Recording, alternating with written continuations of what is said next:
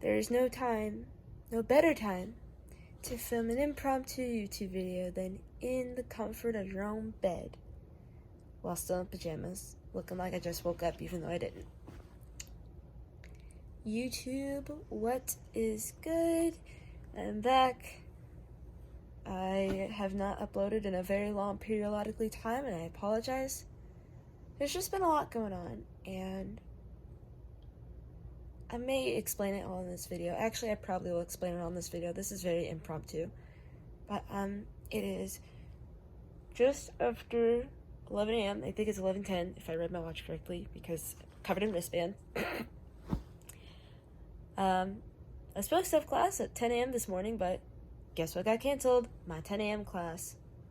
Also, it's raining outside. I haven't left my... Well, actually, no, I left my apartment once because I found a ladybug in my room, and that was not cute. And yeah, but I've really been in bed. Also, natural lighting for the win. So, yeah. Yeah. Hi, I'm back. So, I'm going to talk about the past couple years, and then talk about some goals for 2020. If I look like I'm not facing the camera, it's because I'm kind of stupid, and I'm not used to filming on my phone, so I'm always looking to the side instead of at the camera, because I'm stupid. Anyways, so we're gonna take it back to 2018, because in 2018, I got diagnosed with Crohn's disease. If you don't know what that is, to put it simply, there's scarring in my small intestines. I think for me specifically, it's towards like the latter end of my small intestines. And there's a lot of food that I can't really eat anymore, or food I have to eat in moderation. And I can't have certain medications. And basically the gist of it. There's a lot more to it, but I'm not really thinking of that at the moment because I don't know, my brain's all over the place, like myself in general. So I guess where it all started, I want to say it may have started in 2017, because my freshman year of college was just a hot mess health-wise anyways. I got a stomach virus towards, like, right before Christmas break. It was like the weird period between like Thanksgiving and Christmas where there was also finals, so it was a hot mess, and it took me a long time to get over that because, TMI, I don't vomit ever, or very rarely. I rarely vomit, and that was like part of the problem, and I couldn't force myself to vomit, so it just kind of happened at one, like right when I came home, it just bleh. So there's that, and then later on my freshman year, this may sound unrelated, but it's actually very related. So, for those who don't know, I'm hearing impaired, hard of hearing, whatever you want to call it. So, I cannot hear out of my left ear, right here. I'm not deaf though, just want to point that out. There's a difference. And so, spring break my freshman year, which in college is 1 week in March, because I have the worst luck with spring break, my hearing went really bad over that spring break, because even though I can hear out of my right ear, there are times where I can't.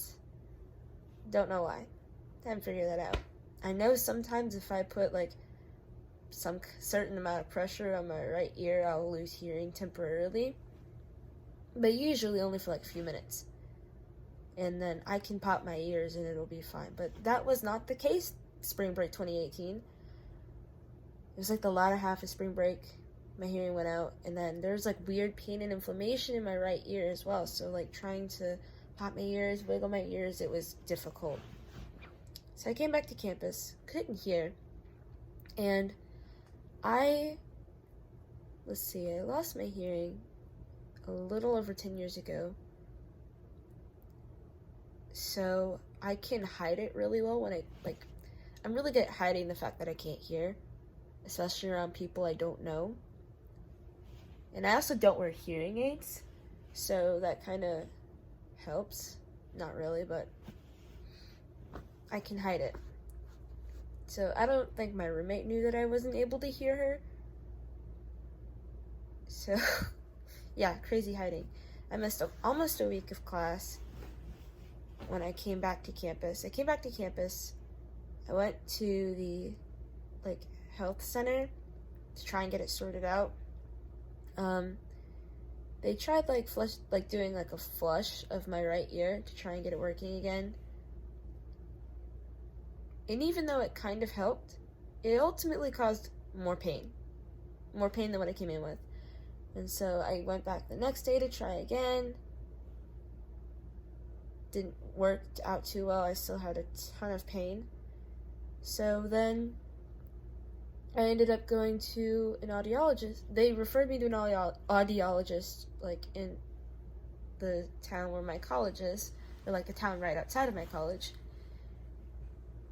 But because I had, how many classes? I think I was taking 10 classes with 18 credit hours at the time, so my schedule was very tight. So the only time I could go to the audiologist was at 7 in the morning, which I was not thrilled about. My parents, I don't have a car, and I couldn't drive at the time, so my parents weren't, really my dad wasn't thrilled, because he had to drive an hour up to come get me and then take me to this appointment. And I was there for a couple hours. I was there for a good 3 hours, I want to say, because I came back late to one of my classes that day. But I was there for a good 3 hours getting tested, so my hearing problem got diagnosed. But how this relates to my stomach problems is the medication that I was given at the health center. So they gave me ear drops. They gave me prednisone, which is a steroid. And then I got this other antibiotic. It's called Augmentin, which is amoxicillin and something else to prevent the amoxicillin from not working. And now, mind you, I don't have any medicinal allergies, so I could have just taken regular amoxicillin and would have been fine, but that ended up not being the case. So I was on this, even after I got diagnosed, I was still taking the medication, because with stuff like that, you can't just stop it. You have to continue it all the way through.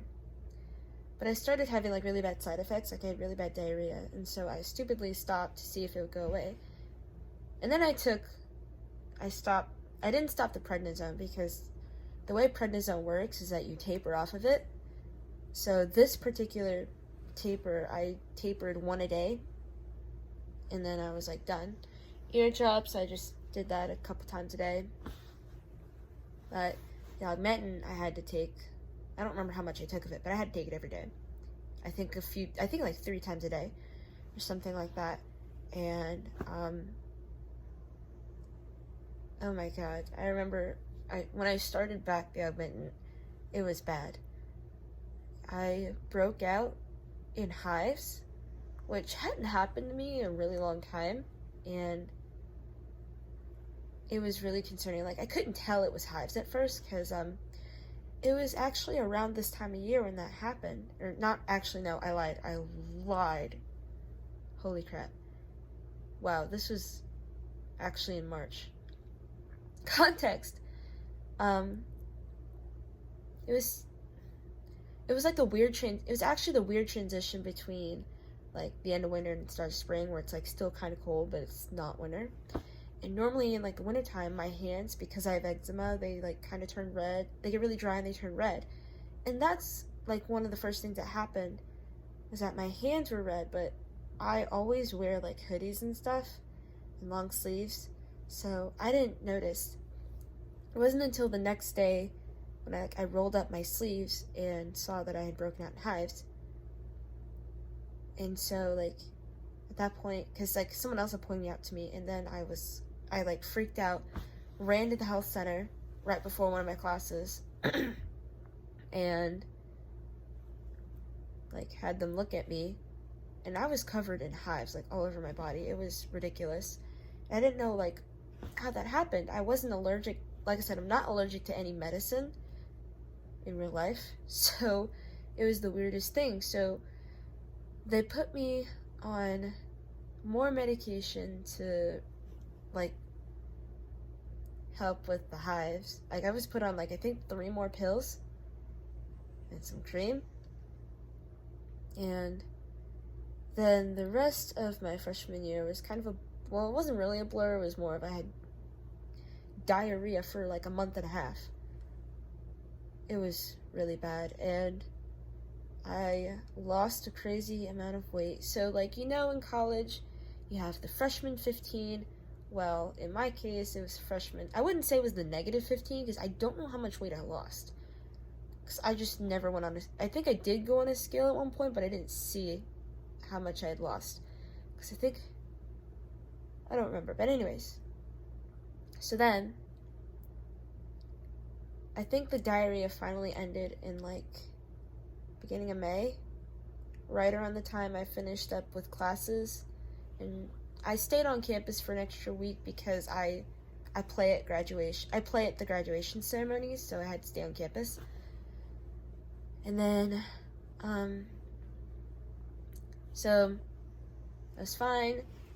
And then, so this is the end of my freshman year. This is the summer of my sophomore year.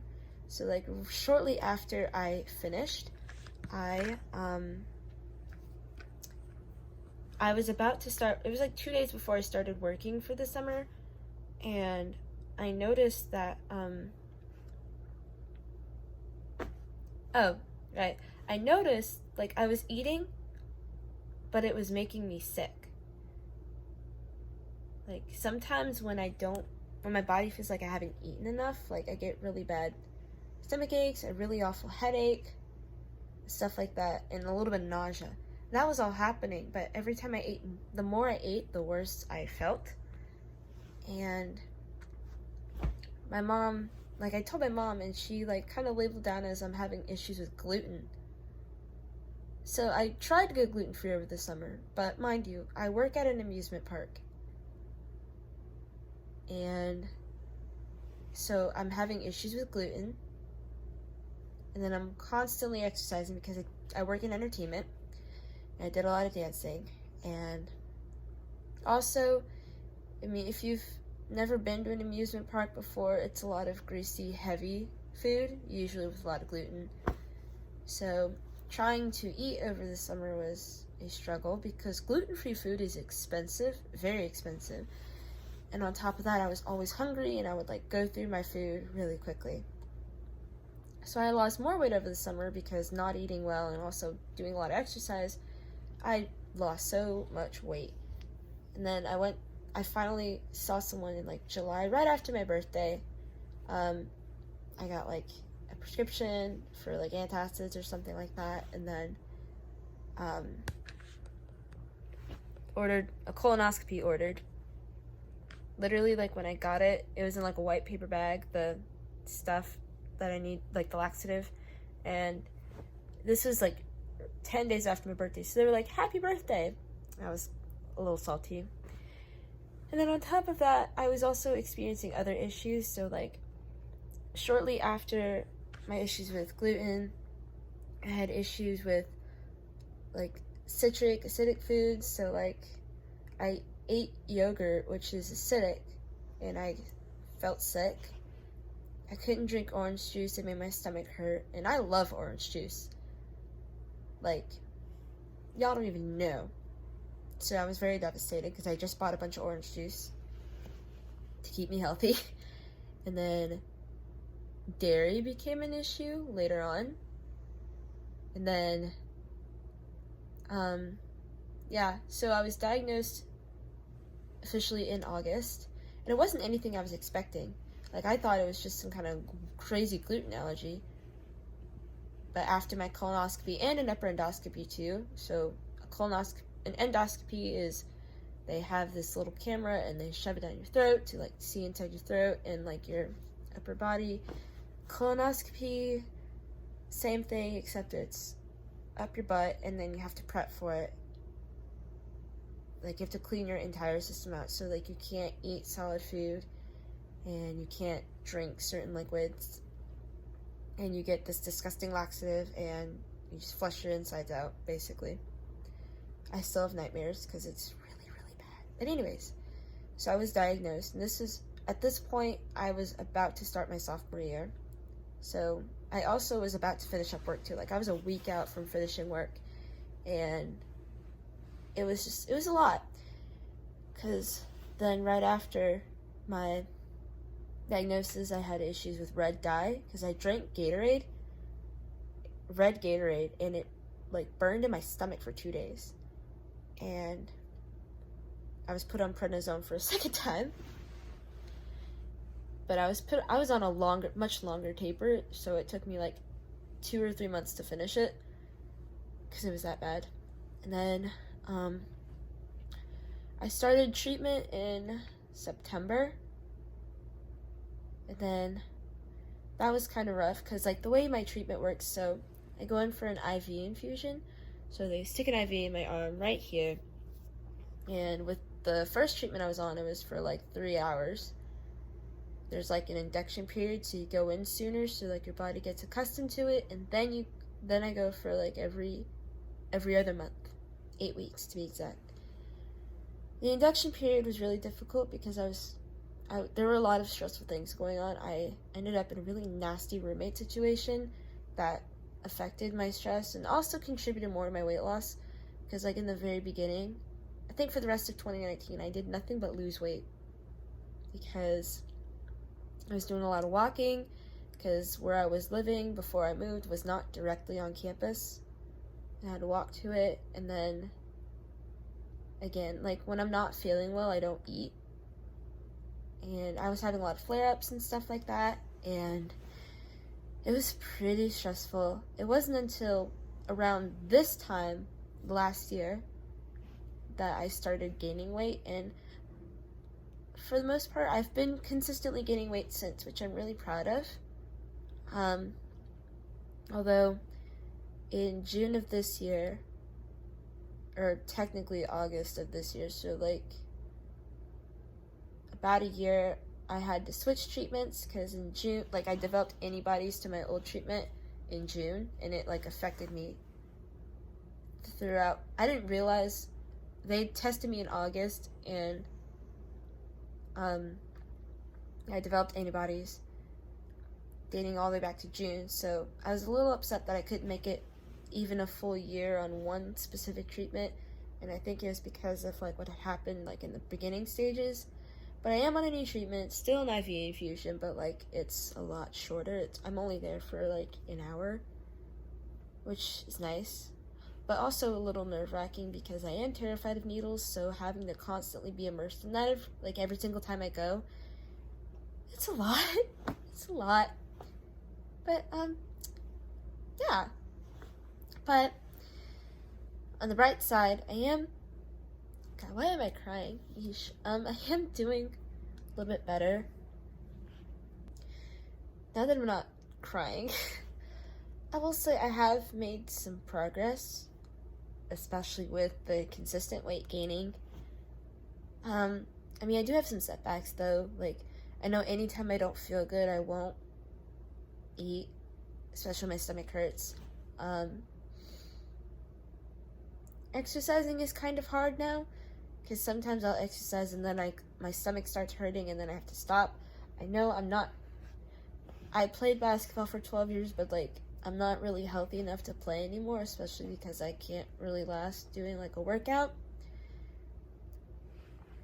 And, yeah, so there's all that.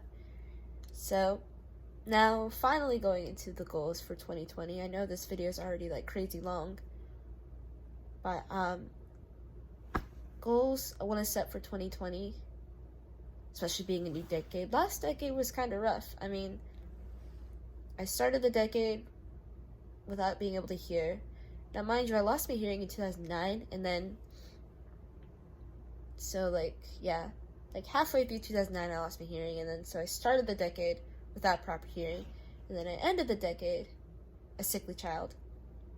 So, like having so many other problems, and then because like it definitely affects my work, because like I've had like I can't work like when I'm really sick, obviously.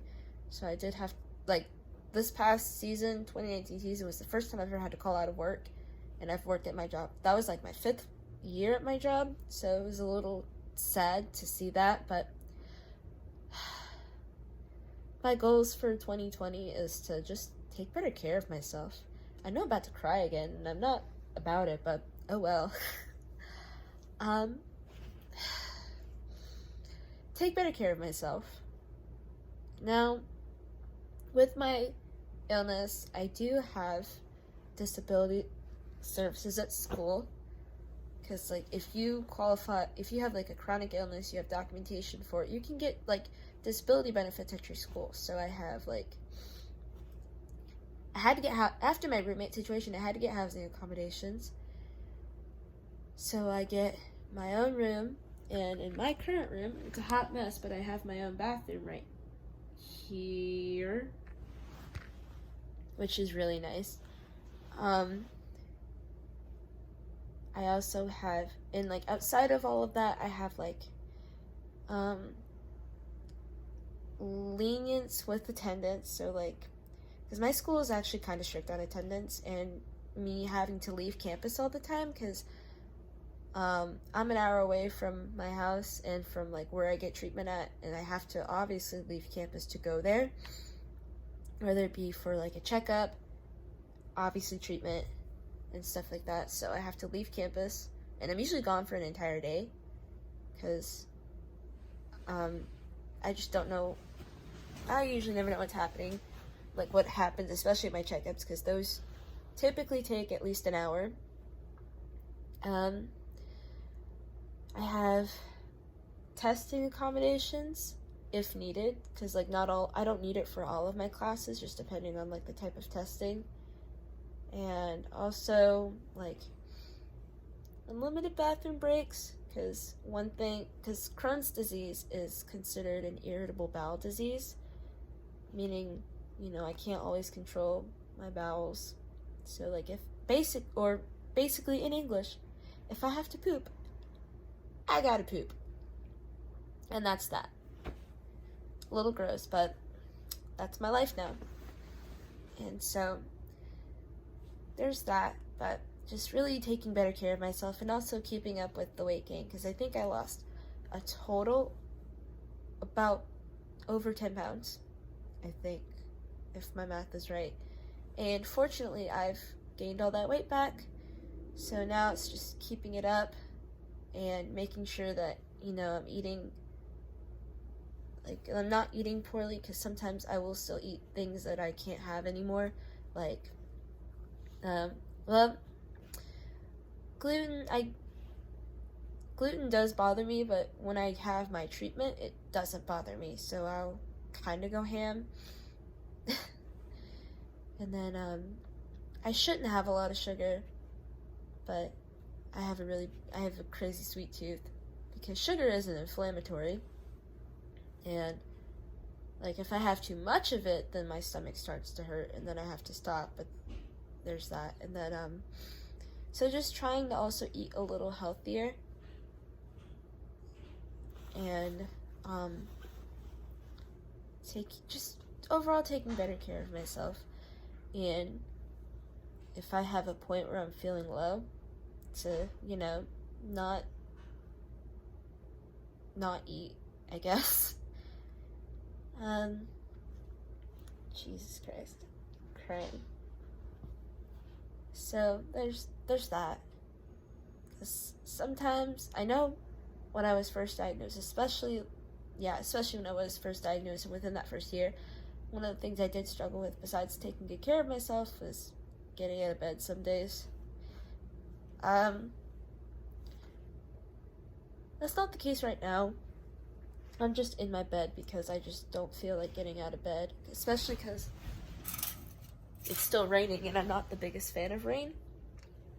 That's why I'm still in my bed, just chilling with this natural lighting. But I know sometimes I like would wake up for class and it would be really difficult. Like I would wake up, then go back to sleep, and then I would wake up again with like very little time to get to class, which didn't do me any good. I mean, I was never late, but it prevented me from like getting breakfast at a decent time. Speaking of, one of the other accommodations I have is priority registration for classes, so I register for classes like before everyone else so that I don't have to compete for classes.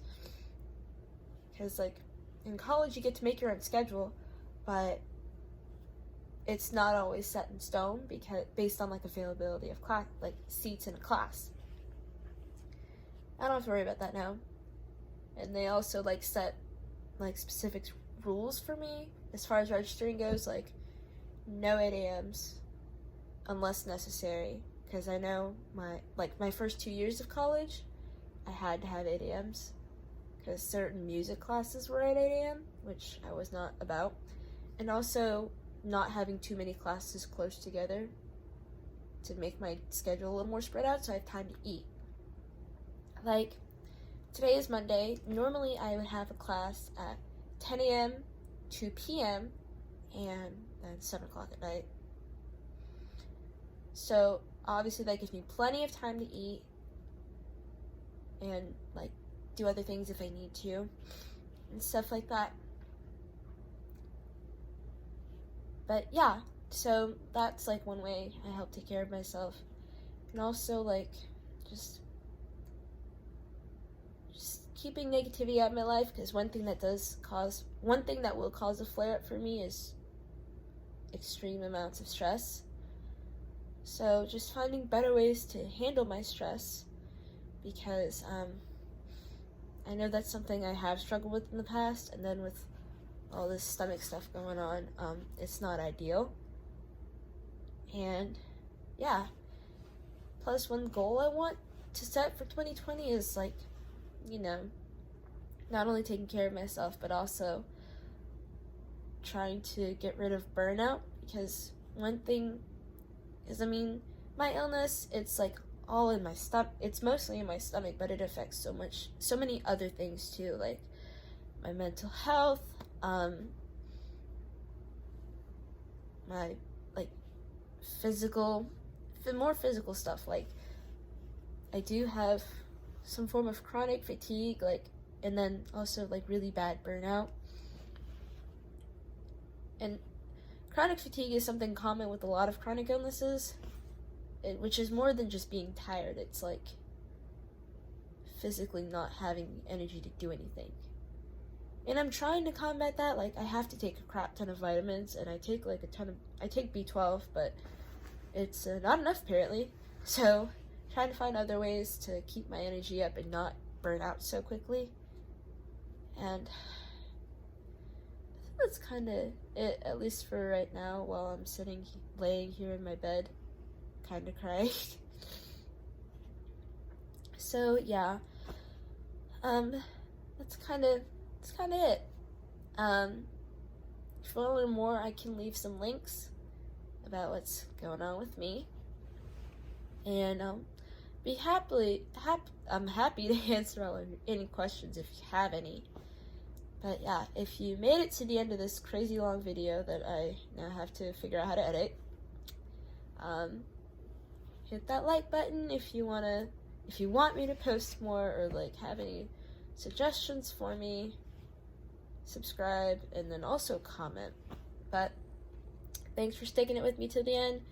Happy New Year, even though I'm like 2 weeks late. And yeah, thanks for letting me vent. Peace out, YouTube.